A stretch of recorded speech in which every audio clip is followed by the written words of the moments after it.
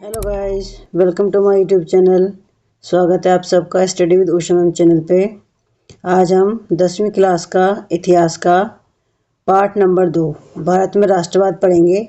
और ये चैप्टर आपका हर तरीके से इम्पोर्टेंट है, चाहे आप सीबीएसई बोर्ड की तैयारी कर रहे हैं या आप किसी भी एग्ज़ाम की तैयारी कर रहे हैं। ठीक है, सबके लिए इक्वली इम्पोर्टेंट है। इसमें से बहुत सारे क्वेश्चन बनते हैं जो आपके एग्ज़ाम्स में पूछे जाते हैं। ठीक है, चलिए स्टार्ट करते हैं हम। जैसा कि आप देख चुके हैं, यूरोप में आधुनिक राष्ट्रवाद के साथ ही राष्ट्र राज्यों का भी उदय हुआ। इसने अपने बारे में लोगों की समझ बदलने लगी। वे कौन हैं, उनकी पहचान किस बात से प्रभावित होती है, यह भावना बदल गई। उनमें राष्ट्र के प्रति लगाव का भाव पैदा होने लगा। नए प्रतीकों और चिन्हों ने, नए गीतों और विचारों ने नए संपर्क स्थापित किए और समुदायों की सीमाओं को दोबारा परिभाषित कर दिया। ज़्यादातर देशों में इस नई राष्ट्रीय पहचान का निर्माण एक लंबी प्रक्रिया में हुआ। आइए देखें कि हमारे देश में यह चेतना किस तरह से पैदा हुई। देखिए, राष्ट्रवाद का मतलब यही होता है कि जब लोगों का अपने राष्ट्र के प्रति, ठीक है, प्रेम या लगाव का भाव पैदा होने लगता है तो उसको हम क्या बोलते हैं? राष्ट्रवाद बोलते हैं। ठीक है, दूसरे उपनिवेशों की तरह भारत में भी आधुनिक राष्ट्रवाद के उदय की परिघटना उपनिवेशवाद विरोधी आंदोलन के साथ गहरे तौर पर जुड़ी हुई थी। औपनिवेशिक शासकों के खिलाफ संघर्ष के दौरान लोग आपसी एकता को पहचानने लगे थे। उत्पीड़न और दमन के साझा भाव ने विभिन्न समूहों को एक दूसरे से बांध दिया था, लेकिन हर वर्ग और समूह पर उपनिवेशवाद का असर एक जैसा नहीं था। उनके अनुभव भी अलग थे और स्वतंत्रता के मायने भी भिन्न थे। महात्मा गांधी के नेतृत्व में कांग्रेस ने इन समूहों को इकट्ठा करके एक विशाल आंदोलन खड़ा किया, परंतु इस एकता में टकराव के बिंदु भी निहित थे। पहले की एक और पुस्तक में भी हमने भारत में राष्ट्रवाद के उदय का अध्ययन किया था। वहां आपने 20वीं सदी के पहले दशक तक की कहानी पढ़ी।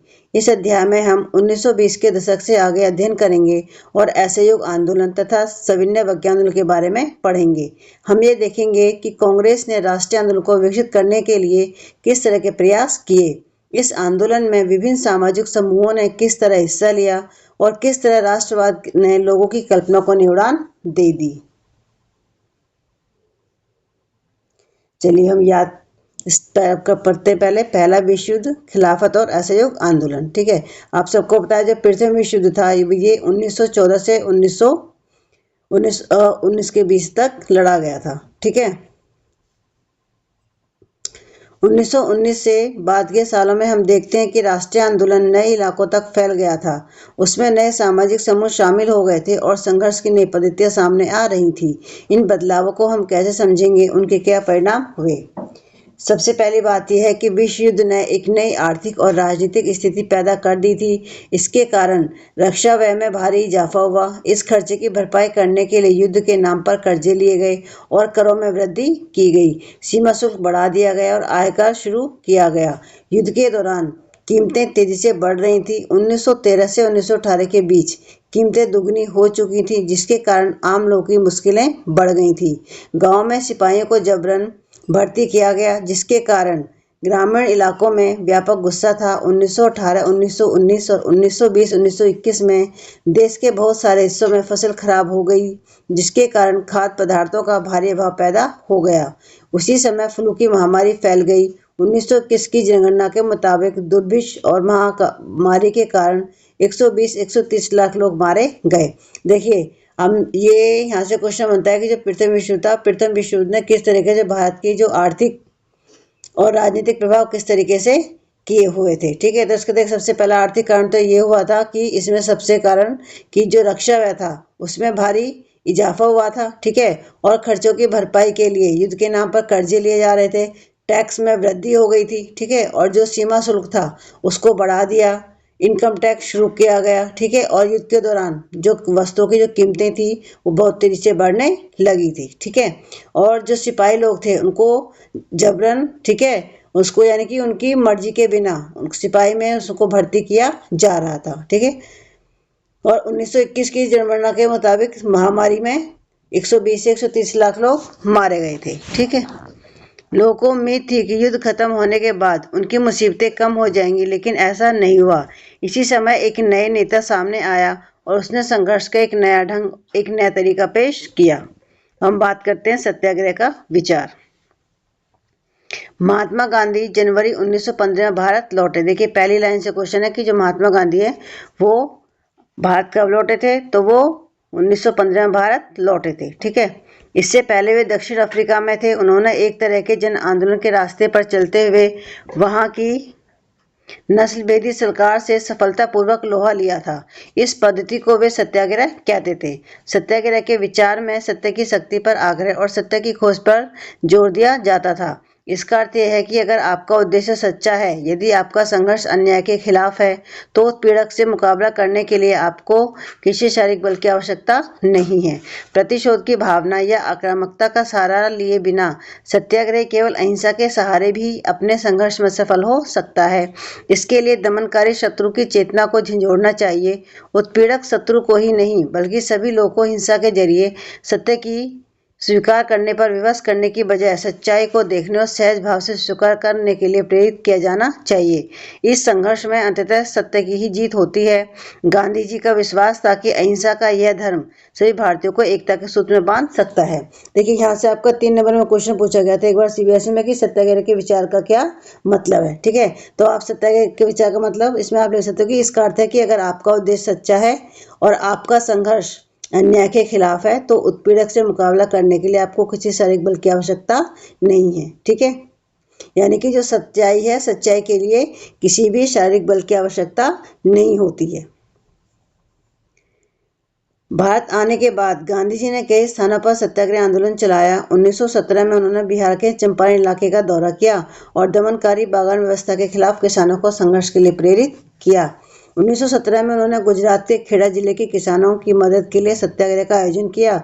फसल खराब हो जाने और प्लेग की महामारी के कारण खेड़ा जिले के किसान लगान चुकाने की हालत में नहीं थे। वे चाहते थे कि लगान वसूली में ढील दी जाए।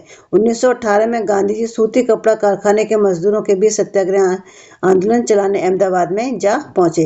देखिए यहाँ से आप क्वेश्चन पूछे कि महात्मा गांधी का जो पहला जो दौरा था वो कहाँ का था, वो था चंपारण बिहार का। ठीक है, और 1917 में उन्होंने गुजरात के खेड़ा जिले में जो किसान थे, किसानों की मदद के लिए सत्याग्रह किया था। ठीक है, क्योंकि जो किसान थे उनकी फसल खराब हो गई थी और जिसके कारण वे किसान जो थे लगान चुकाने की हालत में नहीं थे। ठीक है, और 1918 में गांधी जी ने अहमदाबाद में, ठीक है, सूती कपड़ा कारखाना के जो मजदूर थे उनके बीच में आंदोलन चलाने के लिए अहमदाबाद में जा पहुंचे थे। ठीक है, ये जो 3 जगह है आपकी, खेड़ा गुजरात, ठीक है, और ये अहमदाबाद भी गुजरात में है और चंपारण बिहार में है।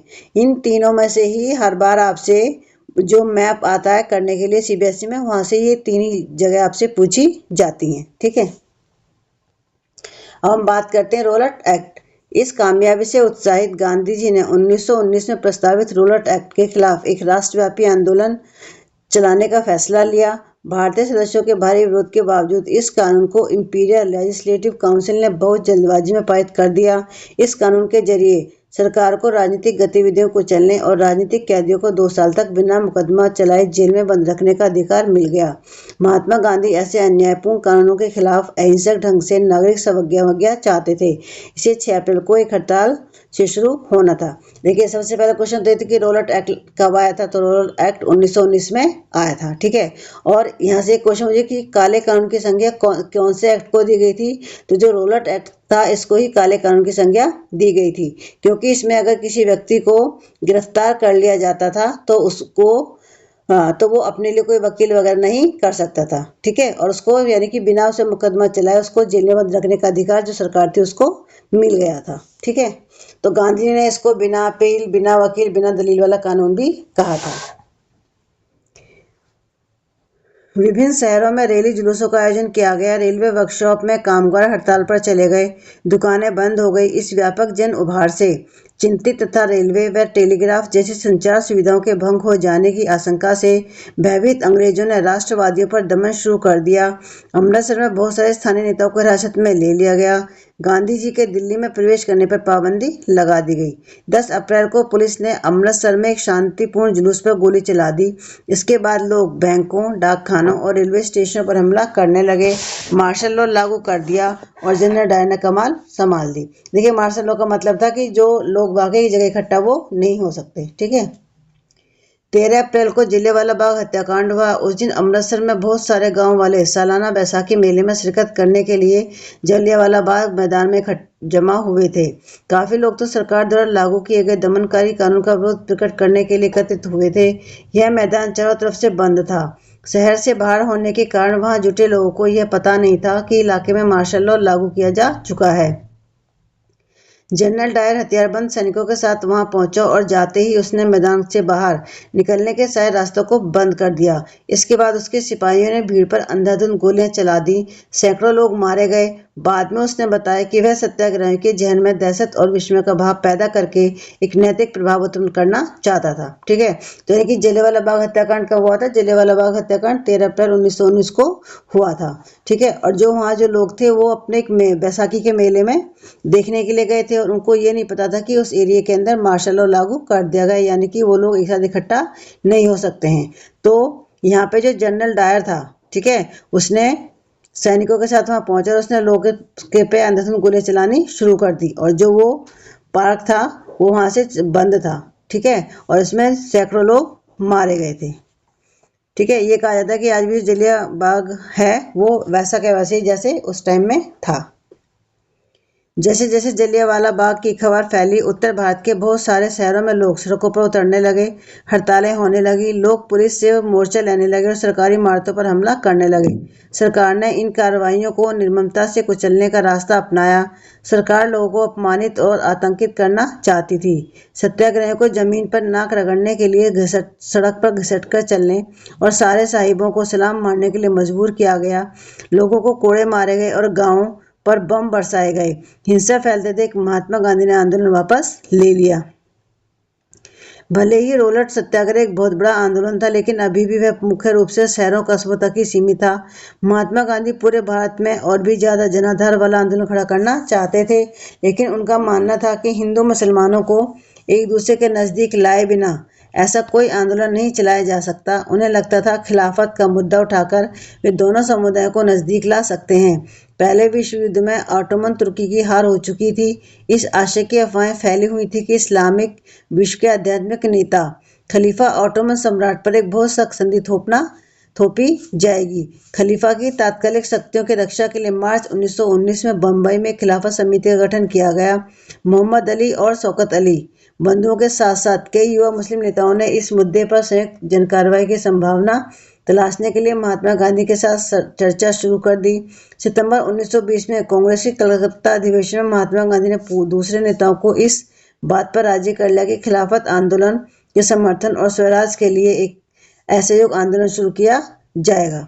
ठीक है, तो यानी कि जो खिलाफत आंदोलन कब हुआ था? ये भी 1919 में ही हुआ था। ठीक है, और जो खिलाफत समिति का जो गठन था उसमें कौन कौन थे? मोहम्मद अली और शौकत अली। ठीक है, हम बात करते हैं असहयोगी क्यों। अपनी प्रसिद्ध पुस्तक हिंद स्वराज में महात्मा गांधी ने कहा था कि भारत में ब्रिटिश शासन भारतीयों के सहयोग से ही स्थापित हुआ है और यह शासन इसी सहयोग के कारण चल पा रहा है। अगर भारत के लोग अपना सहयोग वापस ले लें तो साल भर के भीतर ब्रिटिश शासन ढह जाएगा और स्वराज की स्थापना हो जाएगी। देखिए, पहला क्वेश्चन तो ये बनेगा यहाँ से कि जो हिंद स्वराज पुस्तक है इसके लेखक कौन है? तो हिंद स्वराज पुस्तक के लेखक है महात्मा गांधी। ठीक है, और ऐसे देखिए, एक तो होता है सहयोग। महात्मा गांधी का ये कहना था कि जो भारत के लोग भारत में रह रहे हैं उन्होंने ही अंग्रेजों को सपोर्ट कराया, उनको सहयोग दिया है, इसी कारण से लोग अंग्रेज यहाँ पे आके बस गए और भारत के प्रशासन कर रहे हैं। ठीक है, अगर भारत के लोग उनको सपोर्ट करना, उनको सहयोग देना बंद कर दें तो जो अंग्रेज हैं यहाँ से चले जाएंगे और स्वराज की स्थापना हो जाएगी। ये इन्होंने जिनकी किताब थी उसके अंदर ये सारी चीज़ों की चर्चा उन्होंने की है। ठीक है,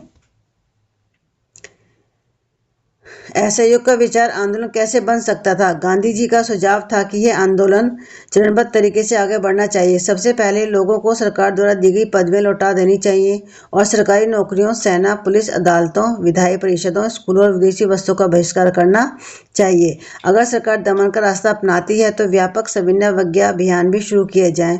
1920 की गर्मियों में गांधी जी और शौकत अली आंदोलन के लिए समर्थन जुटाते हुए देश भर में यात्राएं करते रहे। देखिए, बहिष्कार का मतलब है कि अगर कोई चीज़ किसी के साथ, यानी कि आपको किसी के साथ में ना तो बातचीत करनी है, ठीक है, और उनसे जुड़ने के लिए और जो उनका जो सामान है उसको आपको इस्तेमाल नहीं करना है। ठीक है, आमतौर पर जो सामान है उसका आपको क्या करना है? विरोध करना है। कांग्रेस में बहुत सारे लोग इन प्रस्तावों पर सशंकित थे। वे नवंबर 1920 में विधायी परिषद के लिए होने वाले चुनाव का बहिष्कार करने में हिचकिचा रहे थे। उन्हें भय था कि इस आंदोलन में लोग हिंसा कर सकते हैं। सितंबर से दिसंबर तक कांग्रेस में भारी खींचतान चलती रही। कुछ समय के लिए ऐसे लगा कि आंदोलन के समर्थकों और विरोधियों के बीच सहमति नहीं बन पाएगी। आखिरकार दिसंबर 1920 में कांग्रेस के नागपुर अधिवेशन में एक समझौता हुआ और असहयोग कार्यक्रम पर स्वीकृति की मोहर लग गई। आंदोलन किस तरह आगे बढ़ा, उसमें किन लोगों ने हिस्सा लिया, विभिन्न सामाजिक समूहों ने असहयोग के विचार को किस तरह समझा। बात करते हैं आंदोलन के भीतर अलग अलग धाराएं। असहयोग खिलाफत आंदोलन जनवरी 1921 में शुरू हुआ। इस आंदोलन में विभिन्न सामाजिक समूह ने हिस्सा लिया, लेकिन हर एक की अपनी अपनी आकांक्षाएं थी। सभी ने स्वराज के आह्वान को स्वीकार किया, तो लेकिन उनके लिए उसके अर्थ अलग अलग थे। ठीक है, अब बात करते हैं शहरों में आंदोलन। यानी देखिए जो स्वराज आंदोलन था, ठीक है, जो ये असहयोग आंदोलन था, इन लोगों ने इसमें खिलाफ वो तो किया, ठीक है, लेकिन इसका अर्थ सब लोगों ने अलग अलग ही लिया था। आंदोलन की शुरुआत शहरी मध्यम वर्ग की हिस्सेदारी के साथ हुई। हजारों विद्यार्थियों ने स्कूल कॉलेज छोड़ दिए। हेडमास्टरों और शिक्षकों ने इस्तीफे सौंप दिए। वकीलों ने मुकदमे लड़ना बंद कर दिया। मद्रास के अलावा ज्यादातर प्रांतों में परिषद चुनाव का बहिष्कार किया गया। मद्रास में गैर ब्राह्मणों द्वारा बनाई गई जस्टिस पार्टी का मानना था कि काउंसिल में प्रवेश के जरिए उन्हें वे अधिकार मिल सकते हैं जो सामान्य रूप से केवल ब्राह्मणों को मिल पाते हैं। इसलिए इस पार्टी ने चुनाव का बहिष्कार नहीं किया। आर्थिक मोर्चे पर असहयोग का असर और भी ज्यादा नाटकीय रहा। विदेशी सामानों का बहिष्कार किया गया। शराब की दुकानों की पिकेटिंग की गई और विदेशी कपड़ों की होली जलाई जाने लगी। 1921 से 1922 के बीच विदेशी कपड़ा का आयात आधा रह गया था। उसकी कीमत 102 करोड़ से 57 करोड़ रह गई। बहुत सारे स्थानों पर व्यापारियों ने विदेशी चीजों का व्यापार करने या विदेशी व्यापार में पैसे लगाने से इनकार कर दिया। जब बहिष्कार आंदोलन फैला और लोग आयातित कपड़े को छोड़कर केवल भारतीय कपड़े पहनने लगे, तो भारतीय कपड़ा मिलों और हथकरघों का उत्पादन भी बढ़ने लगा। देखिए, इसमें एक शब्द है पिकेटिंग। पिकेटिंग का अर्थ होता है कि कोई दुकान है तो उस दुकान के अंदर जाने के लिए रास्ते को रोक देना। ठीक है, कुछ समय बाद शहरों में यह आंदोलन धीमा पड़ने लगा। इसके कई कारण थे। खादी का कपड़ा मिलों में भारी पैमाने पर बनने वाले कपड़े के मुकाबले बड़ा महंगा होता था और गरीब उसे नहीं खरीद सकते थे। वे मिलों के कपड़े का लंबे समय तक बहिष्कार कैसे कर सकते थे? ब्रिटिश संस्थानों के बहिष्कार से भी समस्या पैदा हो गई। आंदोलन की कामयाबी के लिए वैकल्पिक भारतीय संस्थानों की स्थापना जरूरी थी ताकि ब्रिटिश संस्थानों के स्थान पर उनका प्रयोग किया जा सके, लेकिन वैकल्पिक संस्थानों की स्थापना की प्रक्रिया बहुत धीमी थी। फलस्वरूप विद्यार्थी और शिक्षक सरकारी स्कूलों में लौटने लगे और वकील दोबारा सरकारी अदालतों में दिखाई देने लगे। ठीक है, अब बात करते हैं ग्रामीण इलाकों में विद्रोह। शहरों से बढ़कर असहयोग आंदोलन देहात में भी फैल गया था। युद्ध के बाद देश के विभिन्न भागों में चले किसानों व आदिवासियों के संघर्ष भी इस आंदोलन में समा गए। अवध में सन्यासी बाबा रामचंद्र किसानों का नेतृत्व कर रहे थे। बाबा रामचंद्र इससे पहले फिजी में गिरमिटिया मजदूर के तौर पर काम कर चुके थे। उनका आंदोलन तालुकदारों और जमींदारों के खिलाफ था, जो किसानों से भारी भरकम लगान और तरह तरह के कर वसूल कर रहे थे। किसानों को बेगार करनी पड़ती थी। पट्टेदार के तौर पर उनके पट्टे निश्चित नहीं होते थे। उन्हें बार बार पट्टे की जमीन से हटा दिया जाता था ताकि जमीन पर उनका कोई अधिकार स्थापित न हो सके। किसानों की मांग थी कि लगान कम किया जाए, बेगार खत्म हो और दमनकारी जमींदारों का सामाजिक बहिष्कार किया जाए। बहुत सारे स्थानों पर जमींदारों को नाई धोबी की सुविधाओं से वंचित करने के लिए पंचायतों ने नाई धोबी बंद करने का फैसला लिया। जून 1920 में जवाहरलाल नेहरू ने अवध के गाँव का दौरा किया, गाँव वालों से बातचीत की और उनकी व्यथा समझने का प्रयास किया। अक्टूबर तक जवाहरलाल नेहरू, बाबा रामचंद्र तथा कुछ अन्य लोगों के नेतृत्व में अवध किसान सभा का गठन कर लिया गया। महीने भर में इस पूरे इलाके के गांवों में संगठन की 300 से ज्यादा शाखाएं बन चुकी थी। अगले साल जब असहयोग आंदोलन शुरू हुआ तो कांग्रेस ने अवध के किसान संघर्ष को इस आंदोलन में शामिल करने का प्रयास किया, लेकिन किसानों के आंदोलन में ऐसे स्वरूप विकसित हो चुके थे जिनसे कांग्रेस का नेतृत्व तो खुश नहीं था। 1921 में जब आंदोलन फैला तो तालुकदारों और व्यापारियों के मकानों पर हमले होने लगे, बाजारों में लूटपाट होने लगी और अनाज के दामों पर कब्जा कर लिया गया। बहुत सारे स्थानों पर स्थानीय नेता किसानों को समझा रहे थे कि गांधी जी ने ऐलान कर दिया कि अब कोई लगान नहीं भरेगा और जमीन गरीबों में बांट दी जाएगी। महात्मा का नाम लेकर लोग अपनी सारी कार्रवाइयों और आकांक्षाओं को सही ठहरा रहे थे।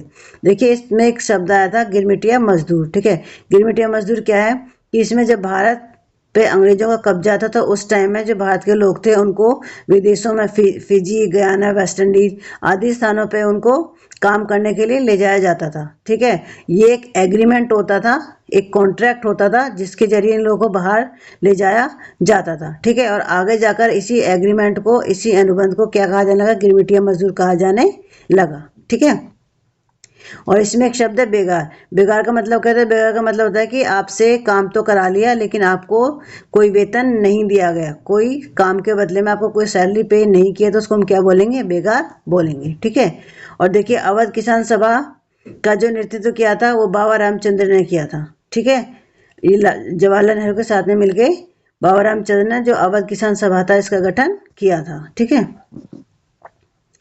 आदिवासी किसानों ने महात्मा गांधी के संदेश और स्वराज के विचार का कुछ और ही मतलब निकाला।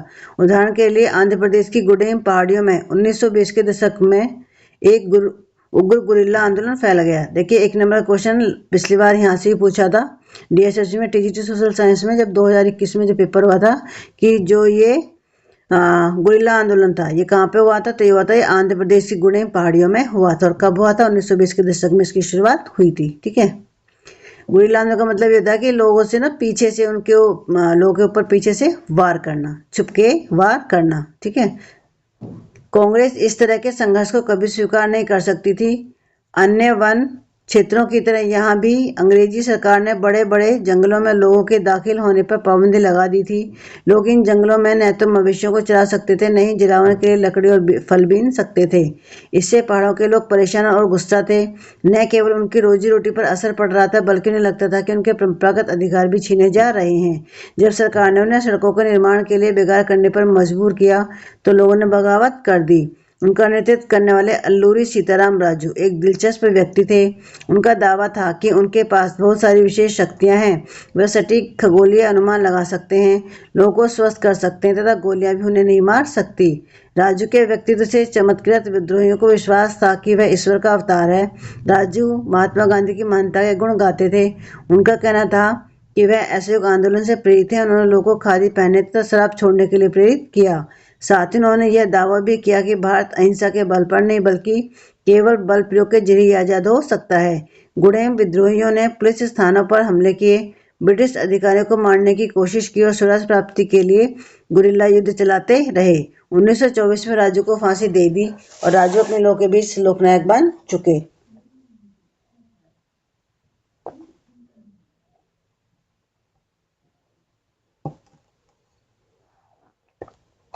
हम बात करते हैं बागानों में स्वराज। महात्मा गांधी के विचारों और स्वराज की अवधारणा के बारे में मजदूरों की अपनी समझ थी। असम के बागानी मजदूरों के लिए आज़ादी का मतलब यह था कि वे उन चार दीवारियों से जब चाहे आ जा सकते हैं जिनमें उनको बंद करके रखा गया था। उनके लिए आज़ादी का मतलब था कि वे अपने गांवों से संपर्क रख पाएंगे। 1859 के इनलैंड एग्रीमेंट एक्ट के तहत बागानों में काम करने वाले मजदूरों को बिना इजाज़त बागान से बाहर जाने की छूट नहीं होती थी और ये इजाज़त उन्हें बिरले ही कभी मिलती थी। जब उन्होंने असहयोग आंदोलन के बारे में सुना तो हजारों मजदूर अपने अधिकारियों की अवहेलना करने लगे। उन्होंने बागान छोड़ दिए और अपने घर को चल दिए। उनको लगता था कि अब गांधी राज आ रहा है, इसलिए अब तो हर एक को गांव में जमीन मिल जाएगी। लेकिन वे अपनी मंजिल पर नहीं पहुंच पाए। रेलवे स्टीमरों की हड़ताल के कारण वे रास्ते में फंसे रह गए। उन्हें पुलिस ने पकड़ लिया, उनकी बुरी तरह पिटाई हुई। इस स्थानीय आंदोलन की अपेक्षाओं और दृष्टि को कांग्रेस के कार्यक्रम में परिभाषित नहीं किया गया था। उन्होंने तो स्वराज शब्द का अपने अपने हिसाब से अर्थ निकाल लिया था। उनके लिए यह एक ऐसे युग का घोतक था जब सारे कष्ट और सारी मुसीबतें खत्म हो जाएंगी। फिर भी अब आदिवासियों ने गांधी जी के नाम का नारा लगाया, स्वतंत्र भारत की हुंकार भरी, तो वे एक अखिल भारतीय आंदोलन से भी भावनात्मक स्तर पर जुड़े हुए थे। जब वे महात्मा गांधी का नाम लेकर काम करते थे या अपने आंदोलन को कांग्रेस के आंदोलन से जोड़कर देखते थे तो वास्तव में वह एक ऐसे आंदोलन का अंग बन जाते जो उनके इलाके तक ही सीमित नहीं था। देखिए, ये जो चित्र है ये चौरा चौरी है। ठीक है, चौरा चौरी गोरखपुर में एक पुलिस स्टेशन था जहाँ पे लोग बाग शांतिपूर्ण जुलूस निकल रहा था और इसमें पुलिस के साथ में टकराव हो गया था। ठीक है, और इसके बाद ही जो महात्मा गांधी थे उन्होंने असहयोग आंदोलन को वापस ले लिया था। ठीक है, ये जो गोरखपुर है ये यूपी में है। ठीक, हम बात करते हैं सविनय अवज्ञा की ओर। फरवरी 1922 में गांधी जी ने असहयोग आंदोलन वापस लेने का फैसला कर लिया। उनको लगता था आंदोलन हिंसक होता जा रहा है और सत्याग्रहियों को व्यापक प्रशिक्षण की जरूरत है। कांग्रेस के कुछ नेता इस तरह के जन संघर्षों से थक चुके थे। वे 1919 के गवर्नमेंट ऑफ इंडिया एक्ट के तहत गठित की गई प्रांतीय परिषदों के चुनाव में हिस्सा लेना चाहते थे। उनको लगता था कि परिषदों में रहते हुए ब्रिटिश नीतियों का विरोध करना, सुधारों की वकालत करना और ये दिखाना भी महत्वपूर्ण है कि ये परिषदें लोकतांत्रिक संस्था नहीं है। C.R. दास और मोतीलाल नेहरू ने परिषद राजनीति में वापस लौटने के लिए कांग्रेस के भीतरी स्वराज पार्टी का गठन कर डाला। जवाहरलाल नेहरू और सुभाष बोस जैसे युवा नेता उग्र जन आंदोलन पूर्ण स्वतंत्रता के लिए दबाव बनाए हुए थे। ठीक है, तो जो स्वराज पार्टी का गठन किसने किया था? तो C.R. दास और मोतीलाल नेहरू ने किया था। आंतरिक बहस व असहमति के इस माहौल में दो ऐसे तत्व थे जिन्होंने 20 के दशक के आखिरी सालों में भारतीय राजनीति की रूपरेखा एक बार फिर बदल दी। पहला कारक था विश्वव्यापी आर्थिक मंदी का असर। 1926 से कृषि उत्पादों की कीमतें गिरने लगी थी और 1930 के बाद तो पूरी तरह धराशायी हो गई। कृषि उत्पादों की मांग गिरी और निर्यात कम होने लगा तो किसानों को अपनी उपज बेचने और लगान चुकाना भी भारी पड़ने लगा। 1930 तक ग्रामीण इलाके भारी उथल पुथल से गुजरने लगे थे। इसी पृष्ठभूमि में ब्रिटेन की नई टोरी सरकार ने सर जॉन साइमन के नेतृत्व में एक वैधानिक आयोग का गठन कर दिया। राष्ट्रवादी आंदोलन के जवाब में गठित किए गए इस आंदोलन को भारत में संवैधानिक व्यवस्था की कार्यशैली का अध्ययन करना था और उसके बारे में सुझाव देने थे। इस आयोग में एक भी सदस्य भारतीय नहीं था। ठीक है, 1928 में साइमन कमीशन भारत पहुंचा तो उसका स्वागत साइमन कमीशन वापस जाओ, साइमन गो बैक के नारों से किया गया।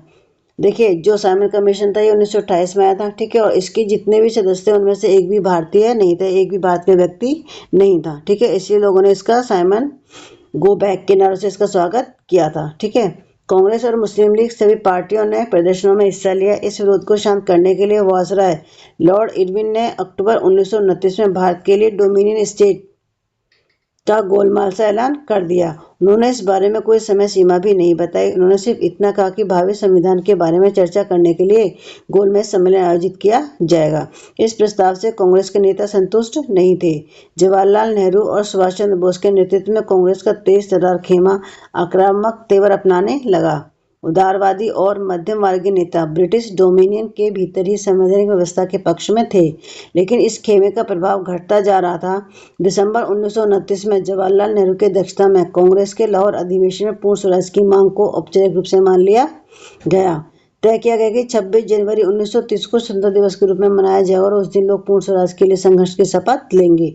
इस उत्सव की ओर बहुत ही कम लोगों ने ध्यान दिया। अब स्वतंत्रता के इस अमूर्त विचार को रोजमर्रा जिंदगी के ठोस मुद्दों से जोड़ने के लिए महात्मा गांधी को कोई और रास्ता ढूंढना था। ठीक है, देखिए, जो पूर्ण स्वराज की जो मांग की गई थी कहाँ हुई थी? कांग्रेस का जो लाहौर अधिवेशन था इसमें की गई थी। ठीक है, और इसमें 26 जनवरी 1930 को ही जो पंडित जवाहरलाल नेहरू थे उन्होंने स्वतंत्रता दिवस मना लिया था। ठीक है, हम बात करते हैं नमक यात्रा और सविनय अवज्ञा आंदोलन। देश को एकजुट करने के लिए महात्मा गांधी को नमक एक शक्तिशाली प्रतीक दिखाई दिया। 31 जनवरी 1930 को उन्होंने वायसराय इरविन को एक खत लिखा। इस खत में उन्होंने 11 मांगों का उल्लेख किया था। इनमें से कुछ सामान्य मांगे थी जबकि कुछ मांगे उद्योगपतियों से लेकर किसानों तक विभिन्न तबकों से जुड़ी थी। गांधी जी इन मांगों के जरिए समाज के सभी वर्गों को अपने साथ जोड़ना चाहते थे ताकि सभी उनके अभियान में शामिल हो सकें। इनमें सबसे महत्वपूर्ण मांग नमक कर को खत्म करने के बारे में थी। नमक का अमीर गरीब सभी इस्तेमाल करते थे। यह भोजन का एक अभिन्न हिस्सा था, इसलिए नमक पर कर और उसके उत्पादन पर सरकारी इजाजतदारी को महात्मा गांधी ने ब्रिटिश शासन का सबसे दमनकारी पहलू बताया था। महात्मा गांधी का यह पत्र एक अल्टीमेटम की तरह था। उन्होंने लिखा था कि अगर 11 मार्च तक उनकी मांगें नहीं मानी गई तो कांग्रेस सविनय अवज्ञा आंदोलन छेड़ देगी। इरविन झुकने को तैयार नहीं थे। फलस्वरूप महात्मा गांधी ने अपने 78 विश्वस्त वॉलंटियरों के साथ नमक यात्रा शुरू कर दी। यह यात्रा साबरमती में गांधी जी के आश्रम से 240 किलोमीटर दूर दांडी नामक गुजराती तटीय कस्बे में जाकर खत्म होनी थी। गांधी जी की टोली ने 24 दिन तक हर रोज लगभग 10 मील का सफर तय किया। गांधी जी यहाँ भी रुकते, हजारों लोग उन्हें सुनने आते। इन सभाओं में गांधी ने स्वराज का अर्थ स्पष्ट किया और आह्वान किया कि लोग अंग्रेजों की शांतिपूर्वक अवज्ञा करें, यानी अंग्रेजों का कहना न माने। 6 अप्रैल को वह दांडी पहुंचे। उन्होंने समुद्र का पानी उबालकर नमक बनाना शुरू कर दिया। यह कानून का उल्लंघन था। ठीक है, यहीं से सविनय अवज्ञा आंदोलन शुरू होता है। यह आंदोलन असहयोग आंदोलन के मुकाबले किस तरह अलग था? इस बार लोगों को न केवल अंग्रेजों का सहयोग न करने के लिए बल्कि औपचारिक कानूनों का उल्लंघन करने के लिए आह्वान किया जाने लगा। देश के विभिन्न भागों में हजारों लोगों ने नमक कानून तोड़ा और सरकारी नमक कारखाने के सामने प्रदर्शन किए। आंदोलन फैला तो विदेशी कपड़ों का बहिष्कार किया जाने लगा, शराब की दुकानों की पिकेटिंग होने लगी, किसानों ने लगान और चौकीदारी कर चुकाने से इनकार कर दिया, गांव में तैनात कर्मचारी इस्तीफे देने लगे, बहुत सारे स्थानों पर जंगलों में रहने वाले वन कानूनों का उल्लंघन करने लगे, वे लकड़ी बीनने मवेशियों को चराने के लिए आरक्षित वनों में घुसने लगे। इन घटनाओं से चिंतित औपनिवेशिक सरकार कांग्रेसी नेताओं को गिरफ्तार करने लगी। बहुत सारे स्थानों पर हिंसक टकराव हुए। अप्रैल 1930 में जब महात्मा गांधी के समर्पित साथी अब्दुल गफ्फार खान को गिरफ्तार किया गया तो गुस्साई भीड़ सशस्त्र बख्तरबंद गाड़ियों और पुलिस की गोलियों का सामना करते हुए सड़कों पर उतर आई।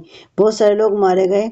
महीनों भर बाद जब गांधी जी को गिरफ्तार कर लिया गया तो शोलापुर के औद्योगिक किसानों ने अंग्रेज शासन का प्रतीक पुलिस चौकियों, नगर पालिका भवनों, अदालतों, रेलवे स्टेशनों पर हमले शुरू कर दिए। भयभीत सरकार ने निर्मम दमन का रास्ता अपनाया। शांतिपूर्ण सत्याग्रहियों पर हमले किए गए, औरतों व बच्चों को मारा पीटा गया और लगभग 1 लाख लोग गिरफ्तार किए गए। महात्मा गांधी ने एक बार फिर आंदोलन वापस ले लिया। 5 मार्च 1931 को उन्होंने इरविन के साथ एक समझौते पर दस्तखत किए। इस गांधी-इरविन समझौते के जरिए गांधी ने लंदन में होने वाले दूसरे गोलमेज सम्मेलन में हिस्सा लेने पर सहमति व्यक्त कर दी।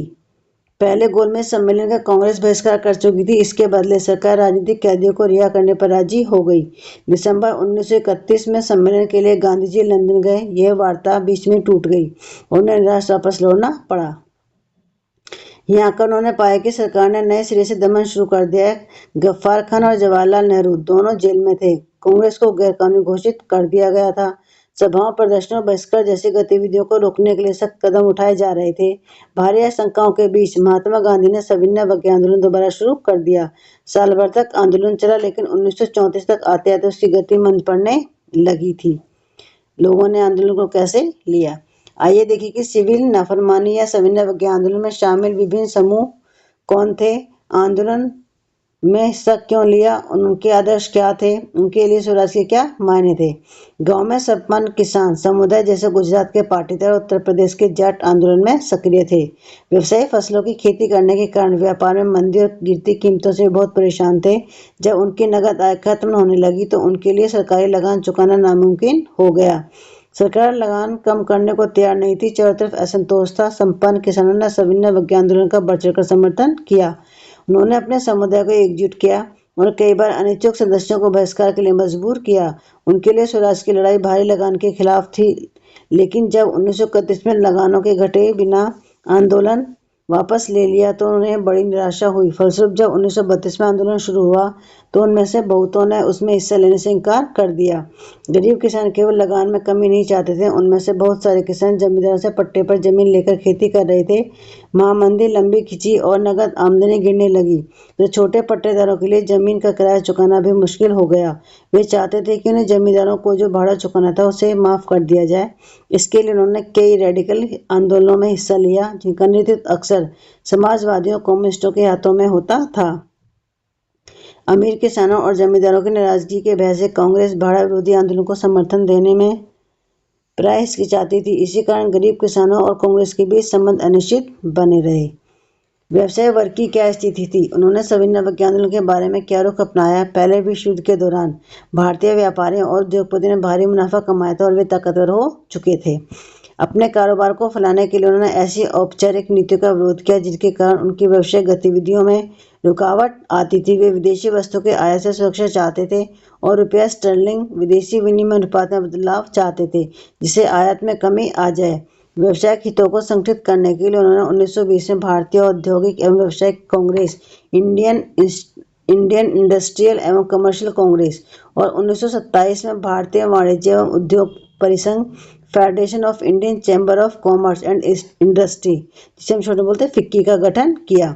पुरुषोत्तम दास, ठाकुर दास और जीडी बिरला जैसे जाने मान्य उद्योगपतियों का नेतृत्व में उद्योगपतियों ने भारतीय अर्थव्यवस्था पर औपनिवेशिक नियंत्रण का विरोध किया और पहले सिविल नाफरमानी आंदोलन का समर्थन किया।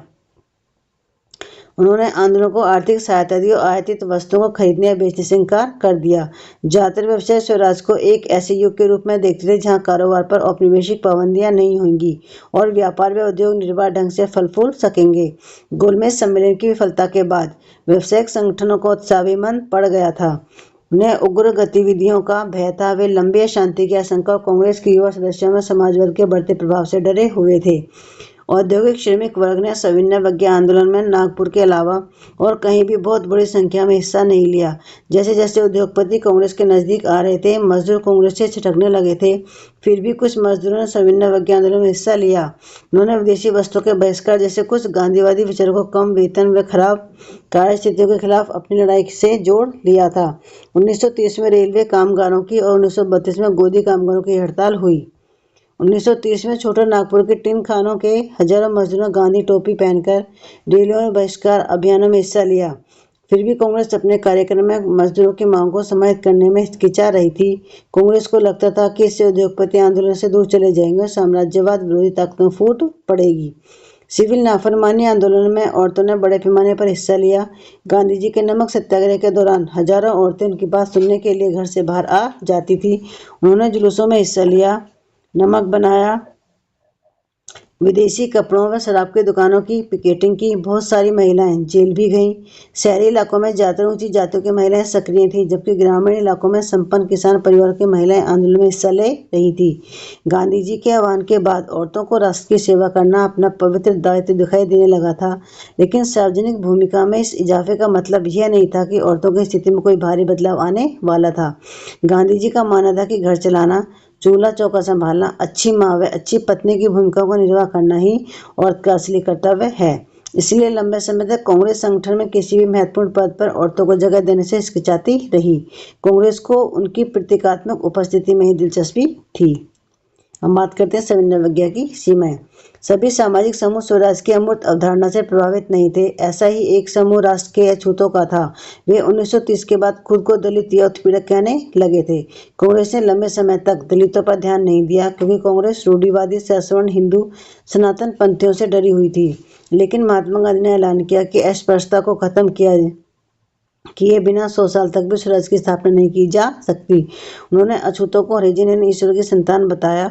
उन्हें मंदिरों, सार्वजनिक तालाबों, सड़कों और कुओं पर समान अधिकार दिलाने के लिए सत्याग्रह किया। मैला ढोने वाले के काम को प्रतिष्ठा दिलाने के लिए खुद शौचालय साफ करने लगे।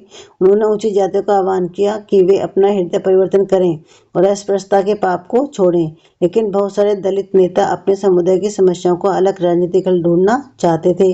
वे खुद को संगठित करने उन्होंने शिक्षा संस्थानों में आरक्षण के लिए आवाज उठाई और अलग निर्वाचन क्षेत्रों की बात कही, ताकि वहां से विधायी परिषदों के लिए केवल दलितों को ही चुनकर भेजा जा सके। उनका मानना था कि उनकी सामाजिक अपंगता केवल राजनीतिक सशक्तिकरण से दूर हो सकती है। इसलिए सविनय अवज्ञा आंदोलन में दलितों की हिस्सेदारी काफी सीमित थी। महाराष्ट्र और नागपुर क्षेत्र में यह बात खासतौर से दिखाई देती थी, जहाँ उनके संगठन काफी मजबूत थे। डॉक्टर अम्बेडकर ने 1930 में दलितों को दलित वर्ग एसोसिएशन में संगठित किया। ठीक है, यानी कि जो दलित वर्ग एसोसिएशन था उसको स्थापना किसने की थी? डॉक्टर अम्बेडकर ने की थी। कब की थी? 1930 में। दलितों के लिए अलग निर्वाचन क्षेत्रों के सवाल पर दूसरे गोलमेज सम्मेलन में महात्मा गांधी के साथ उनका काफी विवाद हुआ। जब ब्रिटिश सरकार ने अम्बेडकर की मांग मान ली तो गांधी जी आमरण अनशन पर बैठ गए। उनका मत था कि दलितों के लिए अलग निर्वाचन क्षेत्रों की व्यवस्था से समाज में उनके एकीकरण की प्रक्रिया धीमी पड़ जाएगी। आखिरकार अम्बेडकर ने गांधी जी की राय मान ली और सितंबर 1932 में पुनः पैक्ट पर हस्ताक्षर कर दिए। इसे दलित वर्गों को प्रांतीय केंद्रीय विधायी परिषदों में आरक्षित सीटें मिल गई।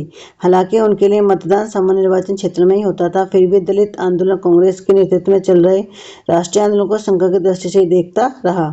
भारत के कुछ मुस्लिम राजनीतिक संगठनों ने भी सविनय अवज्ञा आंदोलन के प्रति कोई खास उत्साह नहीं दिखाया। ऐसे ही खिलाफत आंदोलन के शांत पड़ जाने के बाद मुस्लिमों का एक बहुत बड़ा तबका कांग्रेस से कटा हुआ महसूस करने लगा था। 1920 के दशक के मध्य से कांग्रेस हिंदू महासभा जैसे हिंदू धार्मिक राष्ट्रवादी संगठनों के काफी करीब दिखने लगी थी।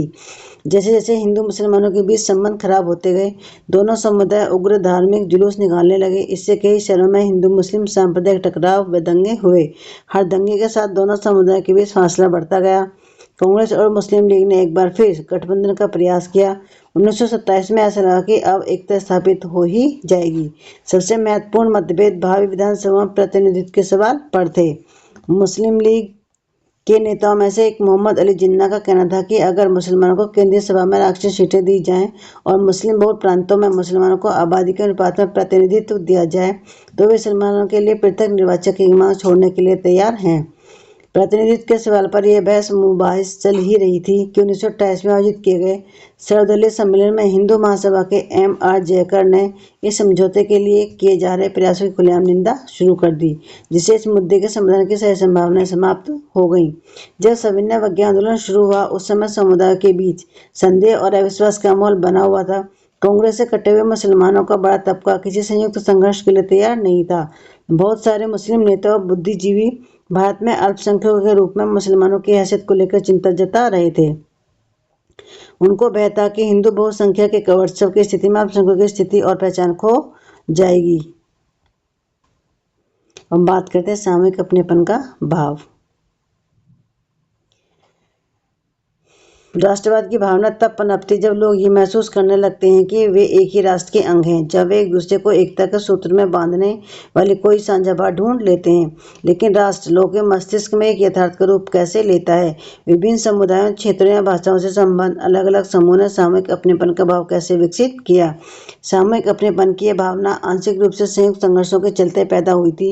इनके अलावा बहुत सारी सांस्कृतिक प्रक्रियाएं भी थी जिनके जरिए राष्ट्रवाद लोगों की कल्पना और दिलो दिमाग पर छा गया था। इतिहास व साहित्य, लोक कथाएं व गीत संगीत, चित्र व प्रतीक सभी ने राष्ट्रवाद को साकार करने में योगदान दिया था। जैसा कि आप जानते हैं, राष्ट्र की पहचान सबसे ज्यादा किसी तस्वीर में अंकित की जाती है। इससे लोगों को एक ऐसी छवि गढ़ने में मदद मिलती है जिसके जरिए वे राष्ट्र को पहचान सकते हैं।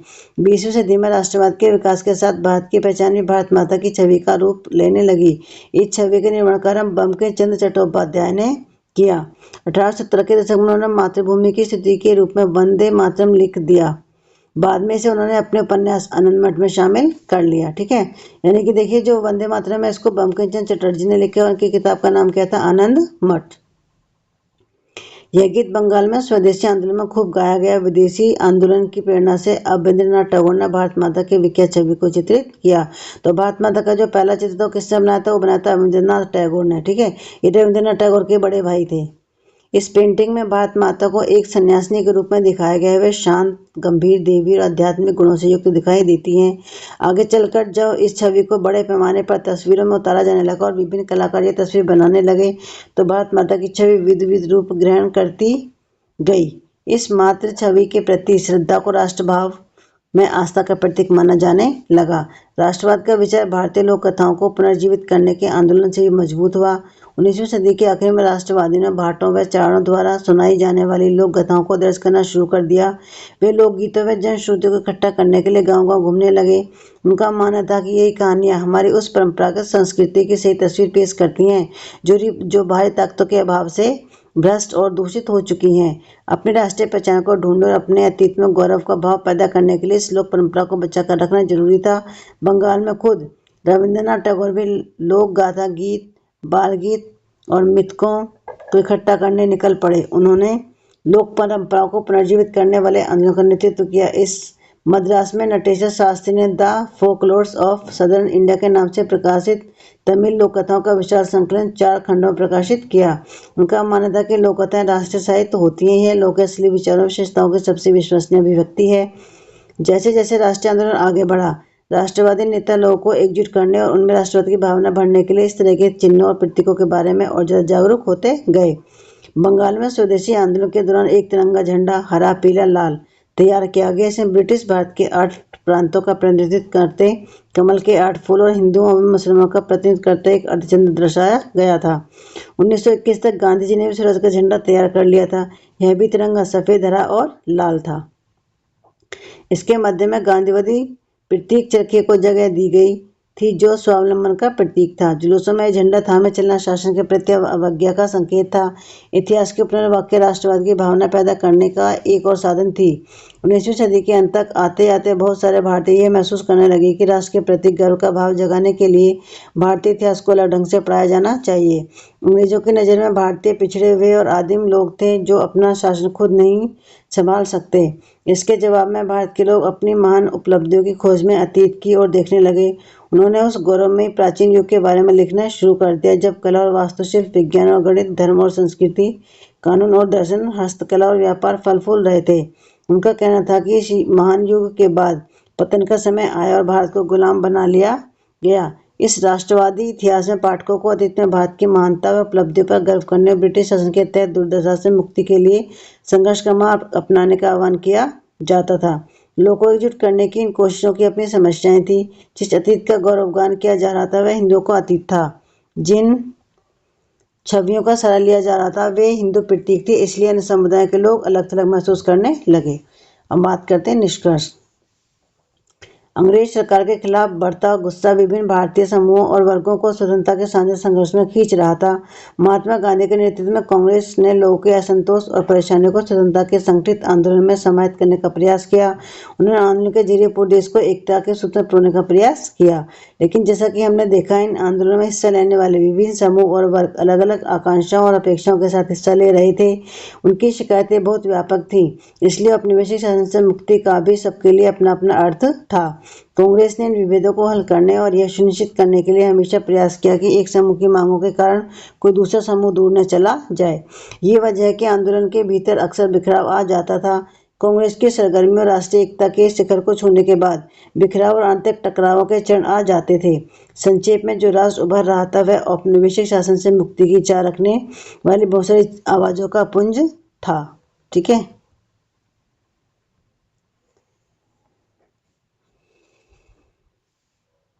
देखिए, जो चैप्टर था ये बहुत ही इंपॉर्टेंट चैप्टर था। ये आपके सीबीएसई के लिए भी बहुत ही इंपॉर्टेंट था। बहुत सारे क्वेश्चन आपके 3 नंबर 5 नंबर में पूछे जाते हैं। अगर आप 3 नंबर 5 नंबर के क्वेश्चन किस तरीके से आते हैं, उनके आंसर आपको चाहिए तो प्लीज़ आप कमेंट्स करके मुझे बता सकते हैं। ठीक है, तो आज के चैप्टर में इतना ही। और जिन लोगों ने मेरे चैनल को उसको सब्सक्राइब नहीं करा, प्लीज़ मेरे चैनल को लाइक और सब्सक्राइब करना न भूलें। ठीक है, मिलते हैं आपसे नेक्स्ट वीडियो में। Thank you.